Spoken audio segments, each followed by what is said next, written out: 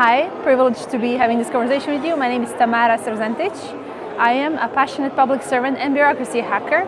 Had privileged to work for 2 California governors and then was pulled to be the first digital minister in my home country, Montenegro.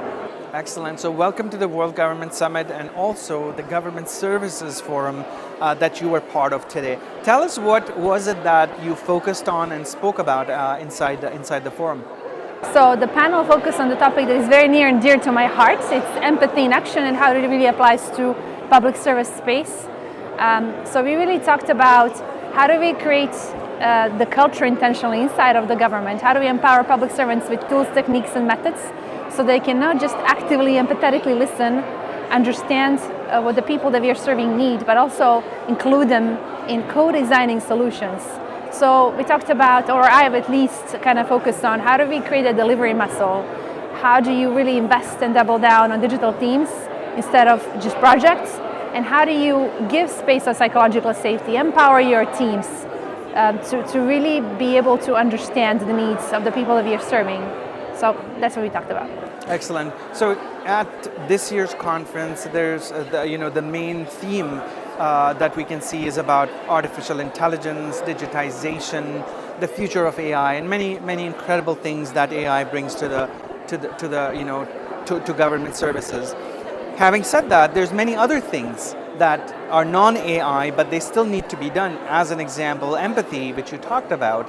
Help us understand, what's the technology side of enabling empathy? Is there a technology side? Is it more like a people's challenge and leadership challenge?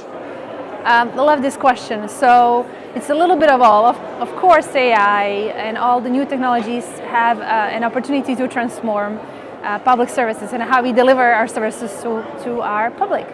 However, it is the culture, the people, that is the key ingredient in how we empower our teams, how we leverage data, design and research to drive decisions is the key. So some of the things we talked about on our panel is word innovation is thrown so much and it means different things to different people, but innovation in my mind is problem definition.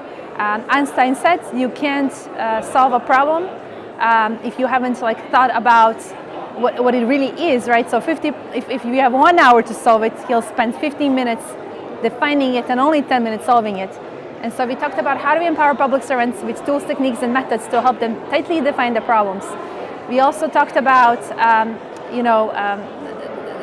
the spaces that the governments should foster to give their teams all the tools that they need to actually leverage data meaningfully, so they can actually then identify the problems that they want to solve, whether it's AI, blockchain, whatever new technology. It's not about technology, it's about tightly defining the problems, empowering your teams. And then one more thing I was going to say is about the importance of leveraging some of these processes, not just on improving the products and services, but in terms of improving policies and processes. Oftentimes we talk about one-stop shop, and we talked about all of these things that we are doing, like human-centered design and agile, but we don't talk nearly often about how do we use human-centered design, agile, to improve the process. Because if you digitalize a bad process, you're going to get a bad digitalized process. Yeah. So we talked about streamlining processes, cutting down bureaucracy, empowering those people in government, the bureaucracy champions who already know what to do, to get it done, just with more empowerment and with adequate tools. I love that. Last but not least, what are some of your takeaways or recommendations for governments who are looking at changing their service delivery model, who are changing at reducing the friction between government and citizens? What would be your thoughts that they should do going forward?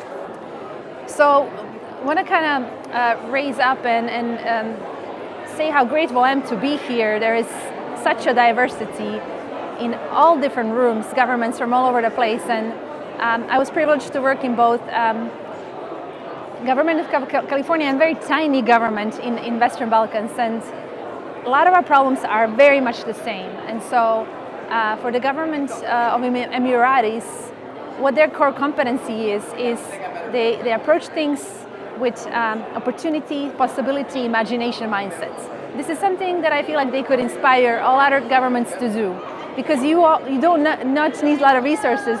It's about the growth mindset, thinking in terms of opportunities and possibilities instead of scarcity, liabilities and risks. So that's one.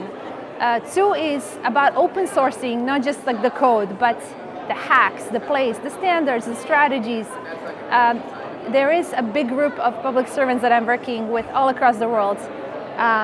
If they have done something right with procurements, they're going to create the procurements playbook and they're going to share these hacks. How do you write a good request for proposal? How do you, leverage journey mapping as means to understand your customer's journey? They're productized methods that are open source that any government can use. So it's about sharing and leveraging each other's lessons instead of reinventing the wheel. So that's what I would say. Please reuse and learn from others. In addition to making your mistakes, because failure, it's what we need to succeed. Absolutely. Thank you so much, Tamara. Thanks for joining us here and being part of the Government Service Forum 2024. Thank you so much, and we wish you all the best in your journey as well. Thanks so much. Thank you.